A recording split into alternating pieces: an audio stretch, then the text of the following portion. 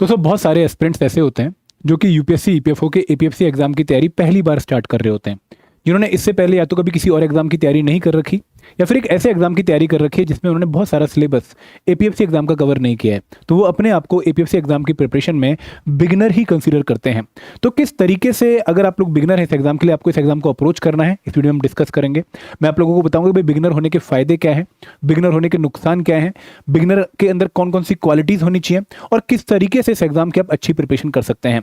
और दोस्तों मैं आप लोगों को ये भी एश्योरेंस दूंगा कि भाई अगर आप बिगिनर हैं तो भी इस एग्जाम को क्वालिफाई करने के चांसेस आप होल्ड करते हैं। तो ये वीडियो आप लोगों के लिए बहुत इंपॉर्टेंट है, आप इस वीडियो को एंड तक पक्का देखिएगा। बट दोस्तों आप ये वीडियो तभी देखिएगा जब आप यूपीएससी ईपीएफओ एपीएफसी एग्जाम की सिंसियर या फिर सीरियस प्रिपरेशन करना चाहते हैं। अगर आप इस एग्जाम की प्रिपरेशन के लिए भी सीरियस नहीं है और नोटिफिकेशन की वेट कर रहे हैं प्रिपरेशन स्टार्ट करने के लिए, तो आप ये वीडियो स्किप कर सकते हैं।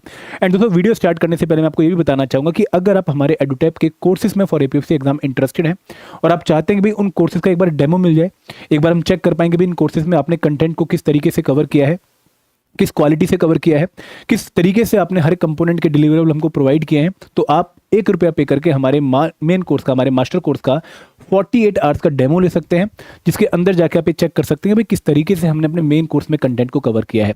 और फिर दोस्तों आप एक क्लैरिटी के साथ डिसीजन ले पाएंगे कि आपको हमारे मेन कोर्स में एनरोल करना भी है या नहीं करना है। तो इस डेमो कोर्स में एनरोल करने का जो लिंक है वो आपको वीडियो के डिस्क्रिप्शन में मिल जाएगा।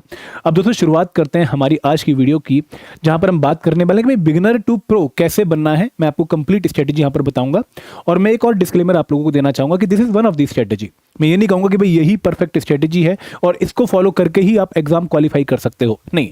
This is one of the strategy. बहुत सारी स्ट्रेटेजीज लोगों की होती हैं दोस्तों, किसी भी स्ट्रेटेजी को जब तक आप एग्जीक्यूट नहीं करोगे तो आपको रिजल्ट देखने को नहीं मिलेगा। तो this is one of the strategy जिसको अगर आप एग्जीक्यूट करते हो तो आपको पॉजिटिव रिजल्ट देखने को मिल सकता है, क्योंकि ये टाइम टेस्टेड पॉलिसी है। काफी लोगों ने इसको पहले फॉलो भी किया है और अच्छा रिजल्ट वो लेकर आए हैं। दोस्तों यहाँ पर हम किस तरीके से प्रोसीड करने वाले हैं, सबसे पहले हम बात करेंगे कि what are the advantages and challenges for a beginner. आपके लिए क्या चैलेंजिंग पोर्शन रहने वाला है इस एग्जाम की प्रिपरेशन में और कौन सी ऐसी चीजें जो आप लोगों को असिस्ट करेंगे, जो आप लोगों को हेल्प करेंगे इस एग्जाम की प्रिपरेशन में, हम वो डिस्कस करेंगे कि भाई एक बिगिनर के पास कौन कौन सी क्वालिटीज होनी चाहिए अगर वो एपीएफसी जैसे वास्ट सिलेबस वाले एग्जाम को क्वालिफाई करने के बारे में सोच रहा है।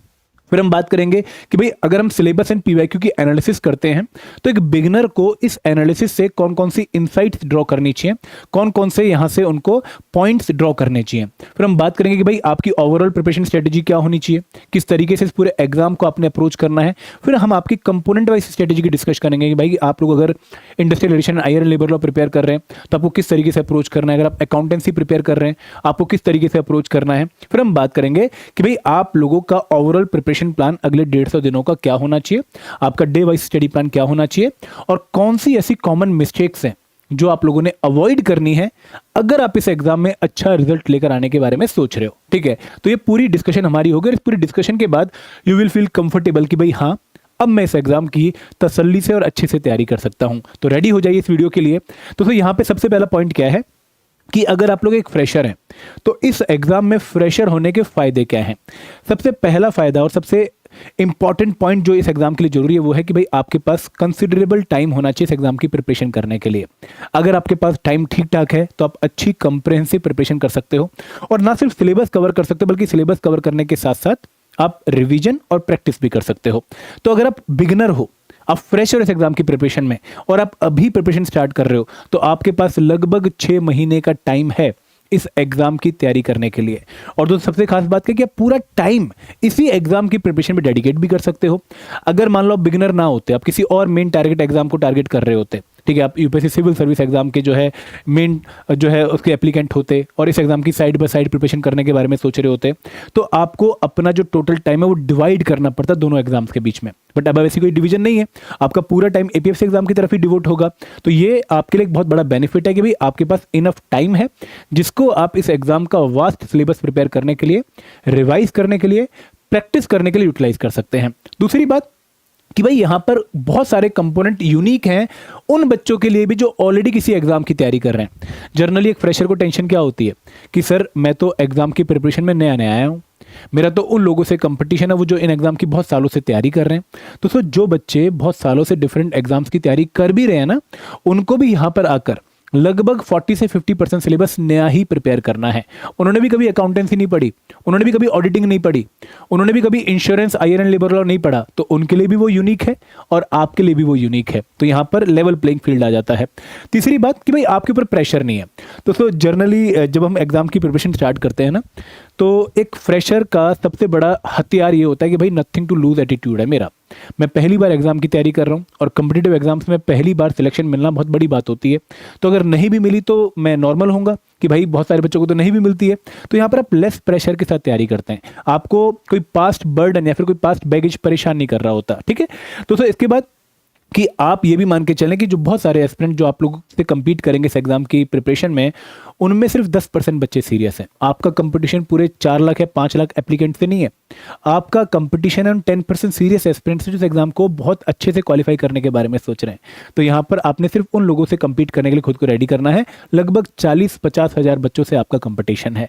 एंड दोस्तों last but not the least, अगर आप पॉजिटिव रहेंगे, अगर आप ऑप्टिमिस्टिक रहेंगे और मेहनत करने के बारे में सोचेंगे कि यार नहीं, मुझे ना डेली इस प्लान को फॉलो करके अगले 6 महीने तक इस पूरे तरीके से चीज़ों को कवर करना है, तो आप इस एग्जाम में क्वालिफाई करने के चांसेस होल्ड करेंगे। अगर नेगेटिविटी, ओवर थिंकिंग, एंजाइटी को अपने ऊपर हावी होने देंगे, फिर आप परेशान हो जाएंगे। तो यहाँ पर एज अ फ्रेशर आप लोगों ने इन बातों का बहुत अच्छे से ध्यान रखना है कि भाई ये चीज़ें आप लोगों की एक पावर है। ठीक है, अगर मैं कुछ चैलेंजेस की बात करूँ तो चैलेंजेस क्या आने वाले हैं, तो पहला चैलेंज आप लोगों को ये आने वाला है कि भाई, एक मिनट आगे कर लेते हैं इसको, कि आप लोग ये मान के चलते हैं कि यार मुझे तो किसी एग्जाम की प्रिपरेशन का एक्सपीरियंस ही नहीं है, मैं तो नया नया प्रिपरेशन में आया हूं।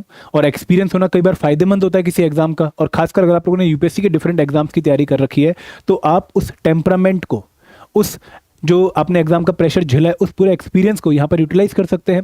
तो ऐसा जरूरी नहीं है, हर किसी के लिए कुछ चीज़ें पहली बार होती हैं। तो अगर आप एक राइट माइंडसेट के साथ तैयारी करते हो, एक राइट पॉजिटिविटी के साथ तैयारी करते हो, तो यहाँ पर आपको दिक्कत नहीं आने वाली। वो एक्सपीरियंस आप लोगों को बहुत ज़्यादा अफेक्ट नहीं करने वाला। और हाँ, अगर आप इस एक्सपीरियंस को सच में लेना भी चाहते हो, तो आप मॉक टेस्ट में real exam time environment create करके उस पर्टिकुलर एक्सपीरियंस को जनरेट कर सकते हो। तो यहाँ पर मॉक टेस्ट की seriousness will make you ready for the exam.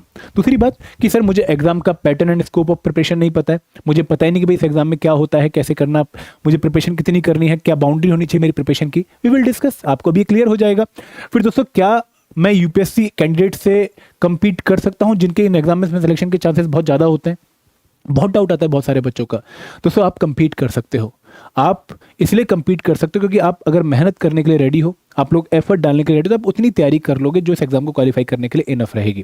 दोस्तों यहाँ पर एक बात और समझिए कि आप किसी और की प्रिपरेशन को कंट्रोल नहीं कर सकते हैं, आप अपने कंपटीशन को कंट्रोल नहीं कर सकते हैं, आप सिर्फ अपनी प्रिपरेशन के लेवल को कंट्रोल कर सकते हैं। तो उसी पे आपका फोकस होना चाहिए। And last but not the least कि सर क्या इंटरव्यू वगैरह में यूपीएससी एक्सपीरियंस वाले बच्चों को प्रेफर किया जाता है फ्रेशर्स के ऊपर? नहीं। दोस्तों किसी भी ऑर्गेनाइजेशन में जब आप सिलेक्टेड कैंडिडेट्स का पूरा बैकग्राउंड देखेंगे तो आप ये देखेंगे कि भाई वहाँ पर मिक्स्ड सिलेक्शन होती है, फ्रेशर भी होते हैं, एक्सपीरियंस्ड वाले भी होते हैं।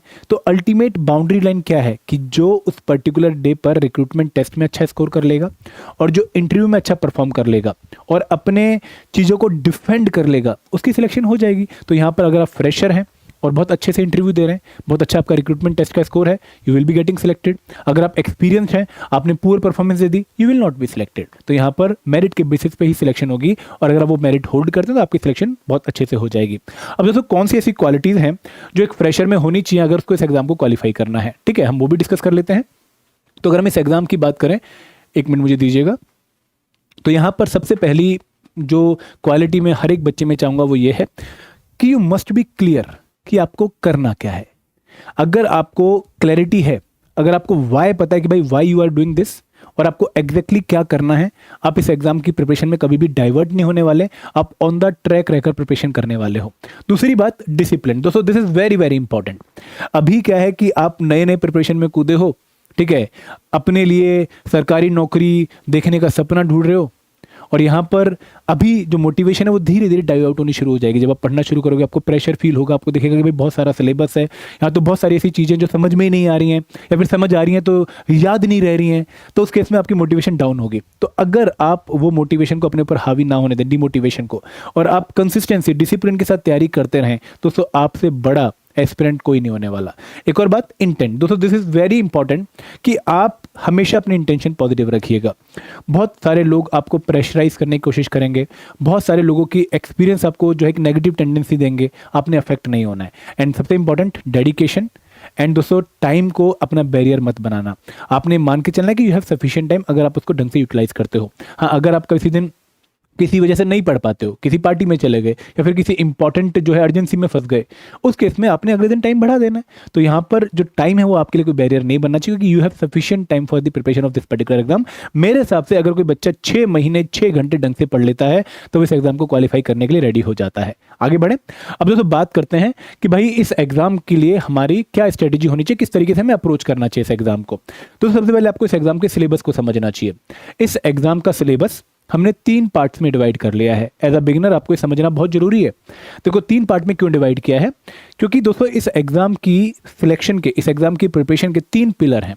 अगर आपने किसी भी एक पिलर को वीक छोड़ दिया, हल्का छोड़ दिया, you are out of the race. क्यों, मैं बताता हूं आपको। पहला जो पिलर है वो है quant, reasoning, English and current affair. Quant मतलब मैथ हो गया, रीजनिंग मतलब थोड़ी जनरल मेंटल एबिलिटी हो गई, ठीक है, इंग्लिश हो गई, और फिर हो गया आपका करंट अफेयर। इनका डिकोडेड सिलेबस हम अभी आगे देखेंगे कि भाई इन कंपोनेंट्स के अंदर भी आपको एग्जैक्टली क्या पढ़ना है, जब मैं आपको सब्जेक्ट वाइज स्ट्रेटेजी बताऊंगा। तो यहां पर ये पोर्शन एग्जाम का 1/3 पोर्शन है। एग्जाम में लगभग 40 से 45 क्वेश्चन आपको यहां से देखने को मिलने वाले हैं। तो यहां पर अगर आपने ये पोर्शन अच्छे से प्रिपेयर कर लिया तो आप एग्जाम के लिए 1/3 रेडी हो जाएंगे।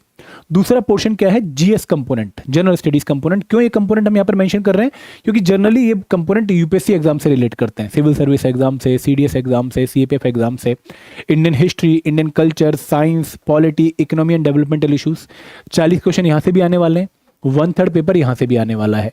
और फिर आते हैं कुछ ऐसे कंपोनेंट जो ना आपने कभी पढ़े हैं और ना बहुत सारे एग्जाम्स के एस्पिरेंट्स ने कभी पढ़े हैं। कौन कौन से, IR and labour law, labour code भी इनमें इंक्लूड हो गए हैं अब, social security, accountancy, auditing, insurance, computer awareness और स्टैट। यहां से भी 40 क्वेश्चन आने वाले हैं। और दोस्तों इन पर्टिकुलर कंपोनेंट्स की जो वेटेज है वो हमें पीछे कुछ एग्जाम्स में इंक्रीज होती हुई दिख रही है। तो यहां पर अगर आपने इस एग्जाम में सिलेक्ट होना है तो आपको इन तीनों एरियाज को प्रिपेयर करना पड़ेगा, क्योंकि तीनों ही एरिया से 1/3 पेपर आ रहा है। अगर आप सोचते हो कि नहीं भाई मैं इन 2 ही एरियाज को पढ़ के एग्जाम क्वालिफाई करूंगा, तो दोस्तों आप पेपर में 80 क्वेश्चन टारगेट कर पाओगे। 80 क्वेश्चन मतलब अगर हर क्वेश्चन 2.5 मार्क्स का है तो 300 में से 200 मार्क्स आपके आ गए। तो दोस्तों 200 मार्क्स में आपकी सिलेक्शन नहीं होने वाली, क्योंकि पहली बात कि आप 80 के 80 क्वेश्चन ठीक करके आ जाए, ऐसे आप 30 मार्क का नहीं है, और यूपीएससी इतना आपको इसको प्रोवाइड भी नहीं करता। आप कम से कम 10 से जो है 12 क्वेश्चन नेगेटिव करेंगे, मैं मैक्सिमम मिनिमम मान के चलते आप 7-8 क्वेश्चन नेगेटिव करते, तो उस केस में आप आउट ऑफ रेस हो गए, क्योंकि कट ऑफ इस एग्जाम की अराउंड 178.33 के आसपास गई थी 2023 में। तो यहाँ पर तीनों पिलर पे प्रिपरेशन करनी पड़ेगी, क्योंकि आप सिर्फ 80 क्वेश्चन या फिर 60 क्वेश्चन या फिर 90 क्वेश्चन से सिलेक्शन इंश्योर नहीं कर सकते। और दोस्तों एक मंत्र और याद रखना है, यूपीएससी एग्जाम में सिलेक्शन उसी बच्चे की होती है जो कि सिंपल क्वेश्चन और मॉडरेट क्वेश्चन किसी भी कंपोनेंट का गलत नहीं करता है, और डिफिकल्ट क्वेश्चन उसके फेवरेट कंपोनेंट का भी छोड़ने की हिम्मत रखता है। तो यहां पर इन तीनों ही पिलर के सभी कंपोनेंट्स में अगर आप सिंपल और मॉडरेट क्वेश्चंस को सही करके आ रहे हो और डिफिकल्ट क्वेश्चन अपने फेवरेट कंपोनेंट के आप छोड़ रहे हो, तो दोस्तों आपकी सिलेक्शन होने के चांसेस काफी हाई हैं। ये आपने मंत्र यहां पर अपने पल्ले बांध लेना है। दोस्तों एक छोटी सी एक्सरसाइज और कर लेते हैं कि मैं आपको एक बार जल्दी से इस एग्जाम का पैटर्न बता देता हूं। देखो इस एग्जाम की पैटर्न की खास बात यह कि भाई यहाँ पर 2 स्टेज एग्जाम प्रोसेस है। एक रिक्रूटमेंट टेस्ट है और फिर सीधा इंटरव्यू है। अब दोस्तों जो रिक्रूटमेंट टेस्ट है ये आपका एक ऑफलाइन ऑब्जेक्टिव पेपर है। ऑफलाइन का मतलब कि आप एक एग्जाम सेंटर में जाएंगे, वहां पे इन्विजिलेटर जो होगा वो आपके हाथ में एक पेपर देगा, पेपर के अंदर ओएमआर शीट होगी, पेपर में हिंदी और इंग्लिश भाषा में क्वेश्चन होंगे। ओएमआर शीट में आपको राइट आंसर ABCD मार्क करना है। ओएमआर शीट सबमिट करके 2 घंटे बाद पेपर लेकर घर आ जाना है। तो यहाँ पर कोई कंप्यूटर बेस्ड टेस्ट नहीं है, यहाँ पर फिजिकल टेस्ट है, जैसे यूपीएससी प्रीलिम्स का एग्जाम होता है। और फिर उसके बाद आपको इंटरव्यू देना है। तो यहाँ पे दूसरी टर्म क्या थी कि ऑफलाइन ऑब्जेक्टिव पेपर। ऑब्जेक्टिव का मतलब ये है कि सारे के सारे क्वेश्चन मल्टीपल चॉइस क्वेश्चन होंगे, जहां पर एक क्वेश्चन आपको 4 ऑप्शन के साथ देखने को मिलेगा। ये है आपका रिक्रूटमेंट टेस्ट। 2 घंटे का टाइम होता है, 120 मिनट का। 120 मिनट में आपके सामने 120 क्वेश्चन होते हैं। हर एक क्वेश्चन 2.5 मार्क्स का होता है, तो टोटल पेपर आप लोगों का 300 मार्क्स का होता है। और अगर आपने किसी क्वेश्चन का आंसर गलत लगा दिया है ओएमआर शीट में, आपने ए लगाना था, आपने सी लगा दिया, तो आपको क्वेश्चन के जितने मार्क्स हैं उसकी 1/3 नेगेटिव मार्किंग देखने को मिलेगी। तो 0.833 की पेनल्टी होती है फॉर एवरी रॉन्ग आंसर। और ये पेपर हिंदी भाषा में भी होता है और इंग्लिश लैंग्वेज में भी होता है। इस पेपर में जो कट ऑफ क्वालिफाई कर लेगा वो इंटरव्यू देने जाएगा, और इंटरव्यू आपका यूपीएससी के धौलपुर हाउस दिल्ली में होता है ऑफलाइन मोड में, और ये भी आप हिंदी और इंग्लिश भाषा में दे सकते हैं, और ये 100 मार्क्स का होता है। क्लियर है? आगे बढ़ते हैं। तो यहां पर हमने एक बार सिलेबस को देख लिया, अभी हम डिकोडेड सिलेबस आगे डिस्कस करेंगे। फिर दोस्तों आता है इस एग्जाम का पीवाईक्यू एनालिसिस, जो बहुत इंपॉर्टेंट है। दोस्तों पीवाईक्यू एनालिसिस हम क्यों कर रहे हैं? क्योंकि अगर सिलेबस हमें बता रहा है कि हमें क्या पढ़ना है, तो पीवाईक्यू एनालिसिस में बता रहे हैं कि हमें एक टॉपिक या सब्जेक्ट कितना पढ़ना है और इसकी प्रायोरिटी हमारी प्रिपरेशन लिस्ट में कहां पर होनी चाहिए। दोस्तों ध्यान से समझिएगा, एपीएफसी एग्जाम में आप लोगों को 14-15 कंपोनेंट्स प्रिपेयर करने हैं। क्या ये 14 के 14 या 15 के 15 कंपोनेंट्स इक्वल वेटेज होल्ड करते हैं? नहीं। यूपीएससी में आप कभी भी किसी सब्जेक्ट की फिक्स्ड वेटेज नहीं देखते हैं। किसी कंपोनेंट में कई बार ज़्यादा क्वेश्चन आ जाते हैं, किसी में कई बार कम क्वेश्चन आ जाते हैं। तो अगर मैं एवरेज आउट करूं, अगर मैं पिछले 3-4 सालों के एपीएफसी और ईओ एग्जाम को एनालिसिस के फॉर्म में आपको एवरेज बताऊं, तो एपीएफसी एग्जाम में देयर आर 8 कंपोनेंट्स जिनकी वेटेज काफ़ी हाई है। कौन से 8 कंपोनेंट है? जर्नल इंग्लिश जिससे 20 क्वेश्चन आने हैं, क्वांट जिससे 12 से 13 क्वेश्चन आने हैं, then accountancy, IR and labour law जहां से 10 क्वेश्चन ईच आने हैं, फिर Indian polity, science and history and culture जहां से 10 क्वेश्चन ईच आने हैं, और फिर लास्ट में करंट अफेयर जहां से 15-16 क्वेश्चन आने हैं। तो अगर आप इन 8 कंपोनेंट्स को अच्छे से प्रिपेयर कर लेते हैं, बेस्ट प्रिपेयर कर लेते हैं, तो एग्जाम में 120 में से 100+ क्वेश्चन के लिए आप रेडी हो गए। अराउंड 103-104 क्वेश्चन के लिए आप रेडी हो गए। इसके बाद अगर टाइम और एनर्जी बच रही है और ये कंपोनेंट्स पे आपका कंट्रोल हो गया है, फिर आप economy, social security, computer, auditing, insurance, state, इनको 1 बाय 1 प्रिपेयर कर सकते हैं। ठीक है? तो पीवाईक्यू एनालिसिस आपने ये समझना है कि भाई 8 कंपोनेंट हमारे लिए बहुत इंपॉर्टेंट है। दूसरी बात, पीवाईक्यू एनालिसिस हमें ये भी समझना है कि भाई पेपर का ओवरऑल डिफिकल्टी लेवल क्या होने वाला है। दोस्तों अच्छा खासा डिफिकल्टी लेवल है। अगर UPSC prelims exam difficulty level में 10 आउट ऑफ 10 है, तो ये एग्जाम भी 9 आउट ऑफ 10 है। मतलब यहाँ पर आपको मेहनत करनी ही पड़ेगी सिलेक्शन इंश्योर करने के लिए। ये बहुत सिंपल एग्जाम नहीं कि जहाँ पर कोई भी आएगा, थोड़ी बहुत प्रिपरेशन करेगा और सिलेक्ट हो जाएगा, ऐसा एग्जाम ये नहीं है। अगर मैं सब्जेक्ट वाइज डिफिकल्टी लेवल की बात करूं, तो जो जीएस कंपोनेंट है, इंडियन पॉलिटी, साइंस, हिस्ट्री और इकोनॉमी, ये काफ़ी अच्छी लेवल के आते हैं, काफ़ी डिफिकल्ट लेवल के आते हैं। यूपीएससी प्रीलिम्स जैसा ही आपको अप्रोक्सीमेट लेवल यहाँ पर देखने को मिलेगा। और अगर मैं बात करूँ स्पेशल कंपोनेंट्स की, सोशल सिक्योरिटी हो गया, मैं इसको एक अलग कोड दे देता हूँ, ठीक है, आईआर एंड लेबर लॉ हो गया, ऑडिटिंग एंड इंश्योरेंस हो गया, अकाउंट्स हो गया, कंप्यूटर हो गया, यहाँ पर आपको थोड़ा सा मॉडरेट लेवल का पेपर देखने को मिलेगा। और अगर मैं quant, reasoning, English plus current affair की बात करूँ, तो यहाँ पर लेवल मॉडरेट से टफ देखने को मिलेगा, क्योंकि यहाँ पर यूपीएससी सीसेट जैसा पेपर आपको देखने को मिलेगा। तो इसलिए आपको इस एग्जाम की अच्छी खासी प्रिपरेशन करनी ही पड़ेगी। आगे बढ़े, अब दोस्तों कुछ और चीज़ें डिस्कस करते हैं कि भाई हमारी ओवरऑल प्रिपरेशन स्ट्रेटेजी क्या होनी चाहिए अगर हम बिगिनर हैं। दोस्तों मिनिमम 6 घंटे पर डे पढ़ना ही पढ़ना है, इससे कम टाइम एलोकेट नहीं करना है। This is the basic minimum requirement. Syllabus बहुत वास्ट है और सिर्फ सिलेबस कवर करने से सिलेक्शन होती नहीं है। दोस्तों यूपीएससी एग्जाम में याद रखना कि नॉलेज और syllabus coverage is not equal to selection. Knowledge का होना और उसको अप्लाई करना आना, सिलेबस का कवर होना, उसके ऊपर रिवीजन और प्रैक्टिस करना, वो सिलेक्शन की कुंजी है। तो यहाँ पर आपको कम से कम 6 घंटे देने पड़ेंगे। उसके बाद आपको 3 शिफ्ट डेली देनी पड़ेंगी। मैंने आपको 3 पिलर ऑफ प्रिपरेशन बताए हैं, तो तीनों पिलर पे आपको equal time per day allocate करना पड़ेगा। 2 घंटे 2 घंटे 2 घंटे की 3 शिफ्ट, एक shift quant reasoning plus current affair की, एक शिफ्ट जीएस कंपोनेंट की, एक शिफ्ट स्पेशल कंपोनेंट की। फिर दोस्तों आपको लिमिटेड सोर्स ऑफ प्रिपरेशन में जाना। दोस्तों ये एक बहुत इंपॉर्टेंट पॉइंट है, समझिएगा ध्यान से, कि एज अ बिगनर हम ये सोचते हैं कि भाई ये भी इकट्ठा कर लेते हैं, ये भी इकट्ठा कर लेते हैं, ये भी इकट्ठा कर लेते हैं, पढ़ लेंगे सारा, क्योंकि हमें उस टाइम बड़ा मजा आ रहा होता है, नया नया मटेरियल हमें मिल रहा होता है और हमें फोमो भी क्रिएट हो रहा होता है कि भाई कहीं अगर छोड़ दिया और यहीं से पेपर आ गया तो। दोस्तों आप किसी भी इंस्टीट्यूट का मटेरियल अगर देखेंगे तो आपको 80 से लेकर 120 के बीच में वेरिएशन देखने को मिलेगी। बहुत ज़्यादा डिफरेंस डिफरेंट कोचिंग इंस्टीट्यूट के मटेरियल में नहीं होता है, क्योंकि सभी इंस्टीट्यूट एक स्टैंडर्ड सोर्स ही फॉलो करते हैं कोर्स बनाने के लिए।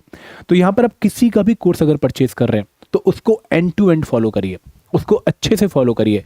क्योंकि दोस्तों आप अगर एक चीज़ को बहुत अच्छे से फॉलो कर रहे हैं और उसको रिवाइज भी कर रहे हैं, उसके ऊपर प्रैक्टिस भी कर रहे हैं, तो आपके सिलेक्शन के चांसेस ज़्यादा हैं। मूल मंत्र अगेन यहाँ पर क्या है कि भाई एक कंपोनेंट के 10 सोर्स पढ़ने के बजाय एक ही सोर्स को 10 बार पढ़िए। क्लियर है? आगे बढ़े। अब दोस्तों यहाँ पे रिवीजन प्रैक्टिस आप वीकली करिए। आप बिगिनर हैं, ठीक है, आप अगर ये सोच रहे हैं कि एक बार सिलेबस कंप्लीट हो जाएगा फिर रिवीजन करूंगा, स्ट्रेटेजी उल्टी पड़ जाएगी। आपको 6 दिन हफ्ते में नया पढ़ना है और 7वें दिन उसको रिवाइज करना ही करना है। और हाई प्रायोरिटी कंपोनेंट से स्टार्ट करिए, ठीक है, मैंने आपको बताए हैं English, quant, accountancy, IR and labour law, polity, economy, polity के बाद हिस्ट्री एंड कल्चर, साइंस और करंट अफेयर। ये आपके हाई प्रायोरिटी कंपोनेंट है, आपको पहले इनसे ही प्रिपरेशन स्टार्ट करनी चाहिए और कंसिस्टेंट रहिए, प्लीज कंसिस्टेंट रहिए, क्योंकि कंसिस्टेंसी अगर ब्रेक हो गई तो रिदम ब्रेक हो गई, रिदम ब्रेक हो गई तो आपको एग्जाम में रिजल्ट देखने को नहीं मिलने वाला। क्लियर है? अब दोस्तों कंपोनेंट वाइज प्रिपरेशन स्ट्रेटेजी की बात करते हैं। यहाँ पर सबसे पहले हम आईआर की बात करते हैं, industrial relation and labour law की, एक ऐसा कंपोनेंट जो आप लोगों ने नहीं पढ़ा हुआ है। देखो सबसे पहले हम क्या करेंगे, सिलेबस को डिकोड, सिलेबस डिकोड में हम देखेंगे भाई आईआर में हमें एग्जैक्टली पढ़ना क्या है, क्योंकि यूपीएससी आपको नोटिफिकेशन में सिर्फ और सिर्फ कंपोनेंट के नाम बताएगा। तो आईआर में अगर हम पुराने पेपर के एनालिसिस करें तो हमें 14-15 टॉपिक देखने को मिलेंगे। ये हमारे टॉपिक हैं कि ओवरव्यू ऑफ आईआर पढ़ना है, इंडियन लेबर फोर्स पढ़नी है, ट्रेड यूनियन पढ़ना है। दोस्तों अभी आपके लिए बिल्कुल न्यू है, ठीक है, आपको इसमें कुछ समझ भी नहीं आएगा, बट आपको ये जो पीपीटी है हमारे टेलीग्राम ग्रुप में मिल जाएगी पीडीएफ की फॉर्मेट में, तो आपके पास डिकोडेड सिलेबस आ जाएगा और आप जो भी सोर्स फॉलो करेंगे उसके थ्रू आपको पता लग जाएगा कि भाई हाँ ये टॉपिक मुझे उस बुक में या फिर इस कोर्स में पढ़ने हैं। तो ये आपके लिए अभी मैं एक बार बस सिर्फ टॉपिक की लिस्टिंग बता रहा हूँ ताकि आपको आइडिया रहे कि मुझे एग्जैक्टली पढ़ना क्या है। अब दोस्तों जब आप कंपोनेंट्स के टॉपिक्स देखेंगे तो यहाँ पर आपने इस पर्टिकुलर कंपोनेंट के लिए क्या अप्रोच फॉलो करने वो आप समझिएगा कि कंपोनेंट बेसिकली थ्योरेटिकल कंपोनेंट है। यहाँ पर अगर आपने इनको एक बार पढ़ लिया है और एक बार रिवाइज कर लिया है तो that will be more than enough. और जब आप रिवाइज कर रहे हैं या फिर आप इसको पढ़ रहे हैं तो शॉर्ट नोट्स पक्का बना लीजिए ताकि आप लास्ट मिनट में इसको रिवाइज कर पाएं, क्योंकि यहाँ पर आप दोबारा से पूरी पूरी अगर पीडीएफ या बुक पढ़ेंगे तो that will not be a good strategy. तो इस कंपोनेंट से दो तरह के क्वेश्चन आते हैं, एक है कॉन्स्टिट्यूशनल क्वेश्चन और एक है theory based question. Constitutional question का मेरा मतलब क्या है कि यहाँ पर आपको ओवरलैपिंग देखने को मिलेगी आईआर के क्वेश्चंस की from the Indian polity component. तो आप जब यहाँ पे इन क्वेश्चन को सॉल्व करेंगे तो आपको ऐसा लगेगा यार तो इंडियन पॉलिटी से क्वेश्चन आ गया है, बट दोस्तों एक्चुअल में क्वेश्चन आईआर का ही होगा। तो यहाँ पर आपकी पॉलिटी से ओवरलैपिंग होगी और कुछ क्वेश्चन होंगे जो प्योरली थ्योरी बेस्ड होंगे, जो आपने यहाँ पर थ्योरी पढ़ी है। जैसे अगर आपने ट्रेड यूनियंस पढ़ी हैं 6 ट्रेड यूनियन, तो उनके आपने फॉर्मेशन के ईयर्स पढ़े होंगे, आपको क्वेश्चन पूछ ले कि भाई अरेंज करो इन ट्रेड यूनियंस को on the basis of their formation year, तो आप ऐसा क्वेश्चन सॉल्व कर लेंगे। और दोस्तों इस पर्टिकुलर कंपोनेंट को पढ़ने के लिए एक अच्छी बुक है प्याली घोष एंड शेफाली नंदन की आईआर एंड लेबर लॉ की। यहाँ से आपने आईआर वाला सेक्शन प्रिपेयर करना है। आगे बढ़े, अब दोस्तों बात करते हैं लेबर लॉस की। देखो हमारे देश में ना पहले 29 लेबर लॉ थे, फिर क्या हुआ 2020 में हमारे देश में लेबर लॉस को कंसोलिडेट करके 4 लेबर कोड बना दिए गए, लेकिन उनको इंप्लीमेंट नहीं किया गया। 2025-21 नवंबर को गवर्नमेंट की एक नोटिफिकेशन है जहां पर उन्होंने बोला कि भाई अब हम 4 लेबर कोड्स को इंप्लीमेंट कर रहे हैं। तो 29 लेबर लॉ और 4 लेबर कोड इंप्लीमेंटेड है, क्योंकि गवर्नमेंट ने पुराने लेबर लॉस को भी रिपील नहीं किया। तो बच्चों को डाउट आता है कि सर मुझे लेबर कोड भी पढ़ने हैं और लेबर लॉ भी पढ़ने हैं। तो यहाँ पर मैं आपको बोलूंगा कि भाई पहले तो आपको 4 लेबर कोड पढ़ने हैं, क्योंकि 4 लेबर कोड अभी इंप्लीमेंटेड है और गवर्नमेंट का पूरा फोकस उनकी तरफ है और वो 21 नवंबर को इंप्लीमेंट हो चुके हैं। तो आपको पहले तो उनको ही कवर करना है और उनको कवर करने के बाद 4 labour code, code on social security, code on wages, industrial relation code and code on occupational safety and working condition, ये पढ़ने के बाद अगर टाइम और एनर्जी बचती है तो आप ये पहले 6 एक्ट पढ़ सकते हैं। अब आप बोलेंगे कि सर पहले 6 एक्ट ही क्यों, बाद वाले 6 एक्ट क्यों नहीं, और 29 आपने बोला था। तो 29 में से अभी तक एपीएफसी एग्जाम में पुराने सालों में सिर्फ 12 लेबर लॉ से क्वेश्चन आए हैं और जो 6 लेबर लॉ है इनमें सिर्फ 2023 में क्वेश्चन आया था, इवन 2025 में भी इनसे क्वेश्चन नहीं आया। तो आपको ये 6 लेबर लॉस जो कि हर बार एपीएफसी एग्जाम के सिलेबस का पार्ट रहे हैं और इनका ही इंपैक्ट आपको कोड पे ज़्यादा देखने को मिलता है, इनको आपको प्रायोरिटी में प्रिपेयर कर लेना है। क्लियर है? लेबर लॉ पढ़ते टाइम प्रोविजंस को अच्छे से ध्यान से पढ़िएगा, सेक्शंस को अच्छे से पढ़िएगा और लेबर लॉ से आप लोगों को straight forward provision based question देखने को मिलेंगे जो आप कवर कर सकते हैं। और लेबर लॉ कहां से डाउनलोड करने हैं आप लोगों ने? लेबर लॉ आपने डाउनलोड करने हैं ministry of labour and employment की वेबसाइट से। यहां पर आप जाएंगे, आप एक्ट एंड रूल वाले सेक्शन में जाएंगे, यहां से जाके आप लोग आईआर वाले सेक्शन में जाएंगे तो वहां से इसको कवर कर लेंगे। दोस्तों आईआर एंड लेबर लॉ एक बहुत इंपॉर्टेंट कंपोनेंट है जहां से 10 क्वेश्चन एग्जाम में आने हैं, इसको मिस मत करिएगा और लगभग 30 से 35 दिन हर दिन कम से कम 3 घंटे इस कंपोनेंट पे पक्का दीजिएगा। आगे बढ़े, अब बात करते हैं अकाउंटेंसी की। बहुत सारे बच्चे यहाँ पर नॉन कॉमर्स बैकग्राउंड के हैं, अकाउंटेंसी देख के ही डर जाते हैं। तो दोस्तों अकाउंटेंसी अपने आप में बहुत वास्ट कंपोनेंट है, लेकिन आपने सब कुछ नहीं पढ़ना है। आपने अकाउंटेंसी में ये 20 टॉपिक कवर करने हैं जहाँ से एग्जाम में क्वेश्चन आते हैं और इनमें भी आपके पहले 6 चैप्टर मोस्ट इंपॉर्टेंट है।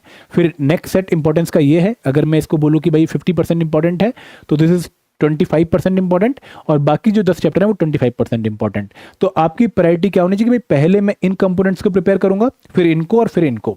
तो अकाउंटेंसी एक टेक्निकल कंपोनेंट है जहां पर अगर आप 10 बार भी रट्टा मारते हैं तो शायद आप क्वेश्चन सॉल्व ना कर पाएं, लेकिन अगर आप एक बार भी समझ के पढ़ लेते हैं तो आप शायद सारे क्वेश्चन सॉल्व कर लें, क्योंकि यहां से जो क्वेश्चन आते हैं वो एप्लीकेशन बेस्ड आते हैं, कंसेप्ट बेस्ड आते हैं। तो कोशिश ये करिए कि जब आप भी अकाउंटेंसी पढ़ें तो एक ऐसे सोर्स से पढ़ें जहां पर आपको चीजें समझ आए, ना कि आप रट्टा मारें। क्लियर है? क्योंकि यहाँ पर कंसेप्ट पे फोकस होना बहुत जरूरी है।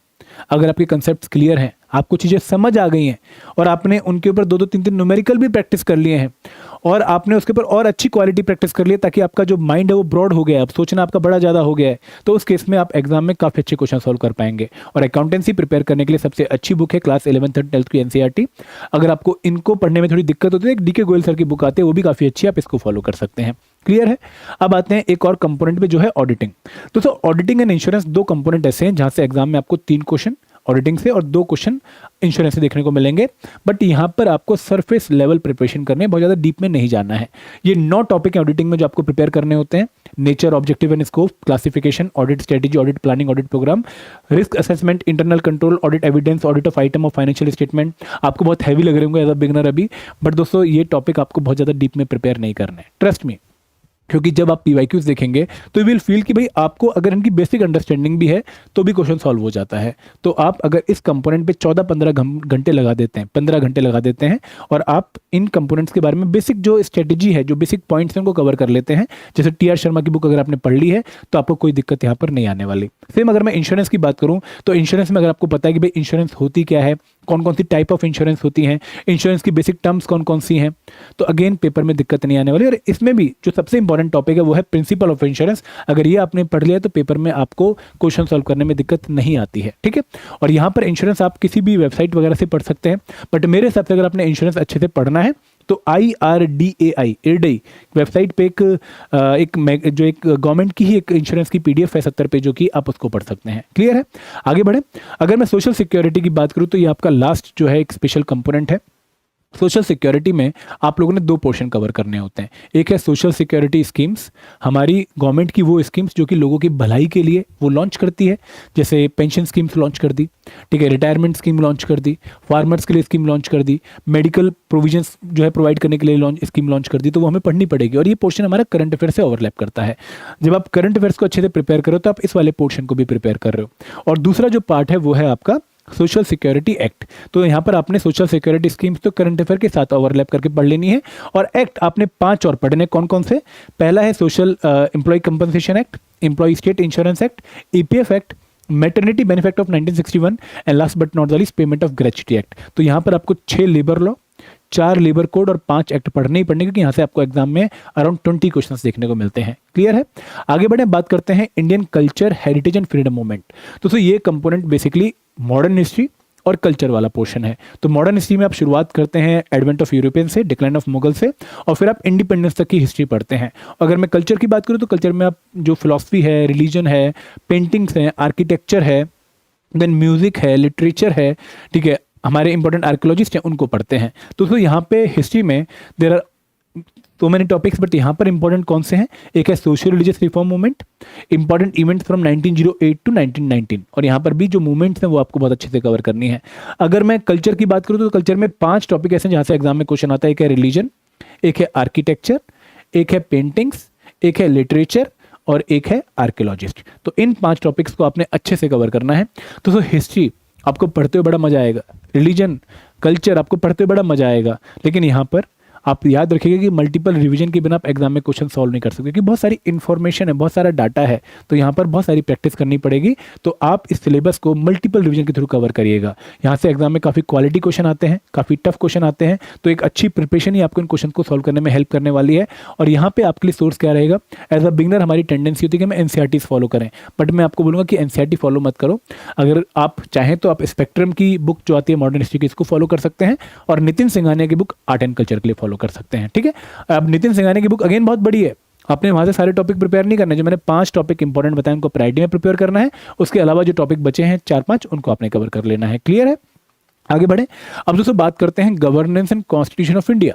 आपको लगेगा कि भाई ये कंपोनेंट कोई नया कंपोनेंट है, बट बेसिकली इंडियन पॉलिटी है, और इंडियन पॉलिटी में आपने historical background of Indian constitution से लेकर legislature, fundamental rights, fundamental duties, DPSP, centre state relation, executive, legislature, ये सारे टॉपिक प्रिपेयर करने हैं। तो टॉपिक की लिस्टिंग कुछ इस प्रकार से कि यहाँ पर आप हमारा historical background, making of Indian constitution cover करते हैं, feature of Indian constitution cover करते हैं, प्रेम्बल कवर करते हैं, फिर आप भारत कैसे बना, उसमें डिफरेंट स्टेट्स कब कब बने, उनके नेम चेंज वगैरह क्या थे, भारत की नागरिकता कैसे मिलती है वो आप कवर करते हैं, फिर आप फंडामेंटल राइट्स, डीपीएसपीस एंड ड्यूटीज, जो कि एक बहुत ही इंपॉर्टेंट टॉपिक है, इसको आप कवर करते हैं एग्जाम पॉइंट ऑफ व्यू से। सेंटर स्टेट रिलेशन आता है, फिर एग्जीक्यूटिव आते हैं, यूनियन एग्जीक्यूटिव, प्रेसिडेंट बहुत इंपॉर्टेंट है, स्टेट एग्जीक्यूटिव गवर्नर बहुत इंपॉर्टेंट है। फिर आप लेजिस्लेचर पढ़ते हो, जहाँ पर आप पार्लियामेंट बहुत इंपॉर्टेंट टॉपिक कवर करते हो, जुडिशरी में हाई कोर्ट, सुप्रीम कोर्ट बहुत इंपॉर्टेंट है। फिर बहुत सारी कॉन्स्टिट्यूशनल बॉडीज़ हैं, जैसे इलेक्शन कमीशन ऑफ इंडिया हो गया, यूपीएससी हो गया, एसपीएससी हो गया, वो आप कवर करते हो। बहुत सारी नॉन कॉन्स्टिट्यूशनल बॉडीज आप पढ़ते हो। फिर लोकल गवर्नमेंट में पंचायती राज इंस्टीट्यूशन इंपॉर्टेंट है, और फिर कुछ मिसलेनियस टॉपिक हैं। तो यहाँ पे पॉलिटी पढ़ने के लिए बेस्ट सोर्स है एम लक्ष्मीकांत। अगर आप इस बुक को ढंग से कवर कर रहे हो सेल्फ स्टडी में, तो आपको पेपर में कोई भी दिक्कत नहीं आने वाली, क्योंकि लगभग 90% क्वेश्चन आपके इस बुक से सॉल्व हो जाते हैं। क्लियर है? पॉलिटी में अगेन एक बात ध्यान रखिएगा कि जो चीज़ें न्यूज़ में चल रही हैं उससे रिलेटेड स्टैटिक पोर्शन पक्का प्रिपेयर करना है। अब पॉलिटी और हिस्ट्री एंड कल्चर पढ़ना पक्का है, क्योंकि 10 क्वेश्चन ईच यहाँ से आने वाले हैं, और यहाँ पर लगभग आपको 2 महीने लगेंगे। अगर आप 3 घंटे दोगे तब ये जाके दोनों कंपोनेंट्स कंप्लीट होंगे। इसके बाद एक कंपोनेंट और आता है जनरल साइंस। तो कुछ जनरल साइंस में आप लोगों को 2 तरह की साइंस पढ़नी होती है। एक है basic science, basic physics, basic chemistry, basic biology, जहाँ पर आप 6 से 10th की एनसीईआरटी वाले टॉपिक्स पढ़ते हो। और एक है टेक्नोलॉजी वाला पोर्शन, जैसे अगर मान लो कोई नई टेक्नोलॉजी आ जाती है, कोई नई डिस्कवरी हो जाती है, जो कि आप करंट अफेयर में कवर करते हो, तो आपको इन दोनों को मिक्स करके पढ़ना है। मैक्सिमम क्वेश्चन 10 में से 8 क्वेश्चन आपको बेसिक साइंस से देखने को मिलेंगे, इलेक्ट्रिसिटी, मैग्नेटिज्म, ठीक है, केमिकल रिएक्शन, ह्यूमन फिजियोलॉजी, इनसे देखने को मिलेंगे। और 2 क्वेश्चन आपको देखने को मिलेंगे फ्रॉम टेक्नोलॉजी वाला पोर्शन। तो यहाँ पर 6 से 10th की एनसीईआरटी अच्छे से पढ़नी है, और 6 से 10th की एनसीईआरटी पढ़ने के बाद आपने करंट अफेयर से इंपॉर्टेंट टेक्नोलॉजीज को या फिर इंपॉर्टेंट डिस्कवरीज को कवर करते रहना है। ठीक है? साइंस में याद रखिएगा कि अगर आप एनसीईआरटी नहीं पढ़ रहे हैं, तो ऐसे क्वेश्चन जो बहुत बेसिक आ रहे हैं आप सॉल्व नहीं कर पाएंगे। आगे बढ़े। अब दोस्तों बात करते हैं इंडियन इकोनॉमी की। देखो, इंडियन इकोनॉमी वैसे तो बहुत सारे कॉम्पिटिटिव एग्जाम्स के सिलेबस का पार्ट है, बट यहाँ पर इसकी वेटेज थोड़ी सी कम है। आपको 2 ही क्वेश्चन इंडियन इकोनॉमी से 2025 में देखने को मिल रहे थे, 2023 में शायद एक भी क्वेश्चन नहीं आया था। तो इंडियन इकोनॉमी पढ़नी जरूरी है, लेकिन इसकी प्रायोरिटी थोड़ी बाद में रखिएगा। यहाँ पर आपको बेसिकली डिमांड एंड सप्लाई से स्टार्ट करना होता है, फिर मेजरमेंट ऑफ ग्रोथ पढ़ना होता है, मॉनिटरी पॉलिसी, फिजिकल पॉलिसी जैसे टॉपिक्स पढ़ने होते हैं। बट यहाँ पर ये वाला जो पोर्शन है, ये मोस्ट इंपॉर्टेंट है। आपने इसको और इस वाले पोर्शन को बहुत अच्छे से समझना है। तो इंडियन इकोनॉमी में रट्टा मत मारिएगा। अगर इंडियन इकोनॉमी आपने समझ ली है तो पेपर में दिक्कत नहीं आने वाली। हाँ, कुछ चीजें आपको रट्टा मारनी पड़ेंगी, डेफिनेशन याद करनी पड़ेंगी, but understanding is very important. और इंडियन पॉलिटी की तरह इंडियन इकोनॉमी में भी आपको करंट अफेयर से लिंक्ड क्वेश्चन देखने को मिलेंगे। अब इंडियन इकोनॉमी में आपको बहुत ज्यादा क्वेश्चन देखने को नहीं मिल रहे हैं, तो यहाँ पर आप कोई बड़ा सोर्स मत फॉलो करिएगा। आप अगर चाहें तो 2 एनसीईआरटीज, एक क्लास 11th की इंडियन इकोनॉमिक डेवलपमेंट और क्लास 12th की इंट्रोडक्टरी मैक्रो इकोनॉमिक्स की बुक फॉलो कर सकते हैं। ठीक है? अब आता है कंपोनेंट डेवलपमेंट इश्यूज। तो ये इकोनॉमी का ही सब पार्ट है। यहाँ पर बेसिकली अब डेवलपमेंट होती क्या है, उसके चैलेंजेस क्या हैं, उसके टाइप्स क्या हैं, और बहुत सारी डेवलपमेंट की रिपोर्ट्स आती है, जैसे ह्यूमन डेवलपमेंट इंडेक्स, उनके बारे में आपने नॉलेज रखनी है। तो ये आपकी करंट अफेयर से कवर हो जाती है। फिर एक कंपोनेंट आता है कंप्यूटर एप्लीकेशन, जो कि लो हैंगिंग फ्रूट है। यहाँ पे बच्चे सोचते हैं कि हमें कंप्यूटर अगर चलाना आता है तो हम इसको पढ़ लेंगे या फिर क्वेश्चन सॉल्व कर लेंगे। नहीं, आपने डेडिकेटेड इसकी तैयारी करनी है। ये आपके टॉपिक की लिस्ट है जो आपने पढ़नी है। आप इनको 2 सोर्स से पढ़ सकते हैं। अरेंज पब्लिकेशन की बुक है, वहाँ से आप इनको कवर कर सकते हैं। क्लास 11th की एनसीईआरटी है, उसकी बुक के, कंप्यूटर साइंस की बुक के पहले 3 चैप्टर आपने पढ़ने ही पढ़ने हैं, क्योंकि एग्जाम में ये लो हैंगिंग फ्रूट, अगर आपने इसको पकड़ना है, इजी स्कोर करना है, इजी मार्क्स लेकर आने, तो आपको ये कंप्यूटर कवर करना ही पड़ेगा। ठीक है? अब दोस्तों एक कंपोनेंट है स्टेट। स्टेट में मैं आपको बोलूंगा कि अगर आपने छोड़ना है आप छोड़ सकते हो एज अ बिगिनर, क्योंकि हार्डली 1-2 क्वेश्चन आता है, कई बार आता भी नहीं है। तो पहले आप बाकी कंपोनेंट्स प्रिपेयर कर लीजिए। अगर वो प्रिपेयर हो जाते हैं तो स्टेट में मीन, मोड, मीडियन और स्टैंडर्ड डेविएशन में कहीं से भी फॉर्मूला देख के उसके 2-2, 3-3 न्यूमेरिकल प्रैक्टिस कर लीजिएगा। अब आते हैं एक ऐसे पोर्शन पे जो आपको परेशान करेगा। दोस्तों एज अ बिगिनर हमें नहीं लगता कि करंट अफेयर बहुत दिक्कत वाला जो है कंपोनेंट है, मजा आता है लोगों को पढ़ने में, बट बाद में आपको रियलाइज होता है कि करंट अफेयर बहुत इंपॉर्टेंट है। तो यहाँ पर मेरी बातें ध्यान से सुनिएगा। करंट अफेयर में बहुत वाइड स्कोप है प्रिपरेशन का। आप जितना चाहें उतना डीप में पढ़ सकते हैं, जितना चाहें उतना वाइड पढ़ सकते हैं, बट मेरे हिसाब से there are 5 dimensions which are very important for current affair for the APFC exam. कौन कौन सी हैं? पहली है गवर्नमेंट स्कीम, पेपर में 3 से 4 क्वेश्चन आएंगे। दूसरी है समिट्स एंड कॉन्फ्रेंसेस, एक क्वेश्चन पक्का आएगा, जैसे ब्रिक्स के ऊपर, एससीओ के ऊपर, यूनेस्को के ऊपर। तीसरी है रिपोर्ट्स एंड इंडिसेस, कोई अगर इंपॉर्टेंट रिपोर्ट आई है वर्ल्ड बैंक की, नीति आयोग ने कोई रिपोर्ट रिलीज करी, कोई नया इंडेक्स आ गया, ग्लोबल जेंडर गैप इंडेक्स, एक क्वेश्चन पक्का आता है। Sports, world cup, Olympic, summer Olympic, winter Olympic, Commonwealth games, पक्का एक क्वेश्चन आएगा, तो आपने अच्छे से कवर करना है। And last but not the least, awards. Awards भी छोटे मोटे अवार्ड्स नहीं, बड़े awards, Nobel prize, Ramon Magsaysay award, Padma awards, Bharat Ratna, इनको ऊपर आपने अच्छे से कवर करना है, क्योंकि यहाँ से एक क्वेश्चन पक्का आते हैं और 10 में से 8 क्वेश्चन करंट अफेयर के आपको इन डायमेंशन से देखने को मिलेंगे, 80% क्वेश्चन। दूसरी बात, कितने महीने के करंट अफेयर प्रिपेयर करने हैं, तो दोस्तों यहाँ पर आप लोगों ने एग्जाम से 6 महीने के पहले के करंट अफेयर तो पढ़ने ही पढ़ने हैं, क्योंकि 80% क्वेश्चन 6 महीने के करंट अफेयर से आते हैं। अगर आपको लगता है कि नहीं सर मुझे 100% करंट अफेयर प्रिपेयर करने हैं, तो आप 1 साल पहले के करंट अफेयर स्टार्ट कर दीजिए from the exam date. Clear है? अब सोर्स ऑफ प्रिपरेशन क्या होना चाहिए? Source of preparation should be your newspaper reading daily. आप कम से कम 15-20 मिनट डेली न्यूज़पेपर पढ़िए, उन टॉपिक्स को पढ़िए जो कि आपके सिलेबस से रिलेट करते हैं, और कोई भी एक करंट अफेयर मैगजीन, आप विजन आईएएस की, आप दृष्टि की, आप अफेयर्स क्लाउड की, किसी भी इंस्टीट्यूट की आप करंट अफेयर मैगजीन फॉलो करिए, लेकिन आपने उन 5 डायमेंशन पे फोकस करना ही करना है। आगे बढ़े। अब दोस्तों 2 और इंपॉर्टेंट कंपोनेंट है क्वांट एंड रीजनिंग। यहाँ पर क्वांट ज़्यादा इंपॉर्टेंट है क्योंकि पेपर में 12 से 13 क्वेश्चन आएंगे, रीजनिंग थोड़ी सी कम इंपॉर्टेंट, 2 से 3 क्वेश्चन ही आते हैं। तो यहाँ पर ये आपकी पूरी टॉपिक की लिस्टिंग है आपके सामने, और यहाँ पर जो लेवल है क्वांट के क्वेश्चंस का, वो बैंकिंग वाला नहीं है, वो आरबीआई ग्रेड बी वाला नहीं है, वो है सीसेट वाला। तो आपको सीसेट के पुराने 10 सालों के क्वेश्चन प्रैक्टिस करने पड़ेंगे, और यहाँ पर क्वांट में आप लोगों को स्पीड इंक्रीज करनी पड़ेगी, क्योंकि यहाँ पे क्वेश्चन लेंदी है, टाइम कम है, 1 मिनट है क्वेश्चन सॉल्व करने के लिए। तो इसको प्रैक्टिस करने के लिए आप डॉक्टर आर.एस. अग्रवाल की बुक फॉलो कर सकते हैं। दोस्तों अगर आपका क्वांट वीक है, बहुत सारे बिगिनर ऐसा बोलते हैं कि सर मेरा क्वांट वीक है, तो दोस्तों अगेन उसको स्ट्रॉन्ग करिए, उसको फेस करके, उसको प्रिपेयर करके, उस पर टाइम इन्वेस्ट करके, इसको अवॉइड मत करिएगा। And last but not the least is the English part. English में ग्रामर भी आती है एग्जाम में और वोकेबलरी भी आती है, बट अगर आप पिछले कुछ सालों के पेपर एनालाइज करें तो यहाँ पर ग्रामर बेस्ड क्वेश्चन ज़्यादा देखने को मिलते हैं। जैसे वोकेबलरी बेस्ड रीडिंग कंप्रेंशन से 5 क्वेश्चन आते हैं, complex preposition, phrasal verb, idiom phrases, synonym, antonym. तो ये आपके 5-6 कंपोनेंट बहुत इंपॉर्टेंट है टॉपिक।